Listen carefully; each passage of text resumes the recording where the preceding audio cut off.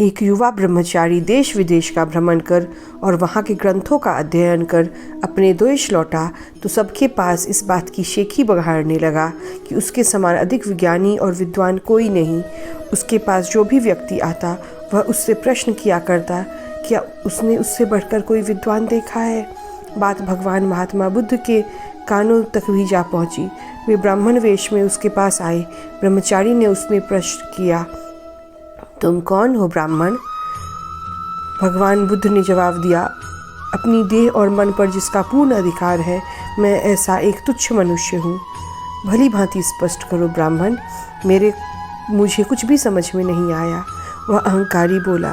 भगवान बुद्ध बोले, जिस तरह कुम्हार घड़े बनाता है, नाविक नौकाएं चलाता है, धनुर्धारी बाण चलाता है, गायक गीत गाता है, वादक वाद्य बजाता है और विद्वान वाद विवाद में भाग लेता है, उसी तरह ज्ञानी पुरुष स्वयं पर ही शासन करता है।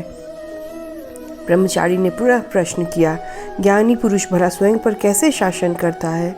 लोगों द्वारा स्तुति सुमनों की वर्षा किए जाने पर अथवा निंदा के अंगार बरसाने पर भी ज्ञानी पुरुष का मन शांत रहता है।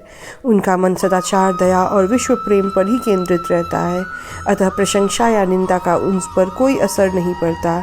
यही वजह है कि उनके चित्त सागर में शांति की धारा बहती रहती है। उस ब्रह्मचारी ने जब स्वयं के बारे में सोचा तो उसे आत्मग्लानि हुई और उसने बुद्ध के चरणों पर गिरकर बोला, स्वामी, अब तक मैं भूल में था। मैं स्वयं को ही ज्ञानी समझता था, किंतु आज मैंने जाना कि मुझे आपसे बहुत कुछ सीखना है। हाँ, ज्ञान का प्रथम पाठ आज ही तुम्हें समझ में आया है बंधु, और वह है नम्रता। तुम मेरे साथ आश्रम चलो और इसके आगे के पाठों का अध्ययन वहीं करना। ये कहानी तो ख़त्म हो गई, जरा आप भी एक बार सोचिएगा इस कहानी के बारे में कि कहानी आपको कैसी लगी और आपने अपने जीवन में इसको कैसे अपनाना है। सोचिएगा ज़रूर।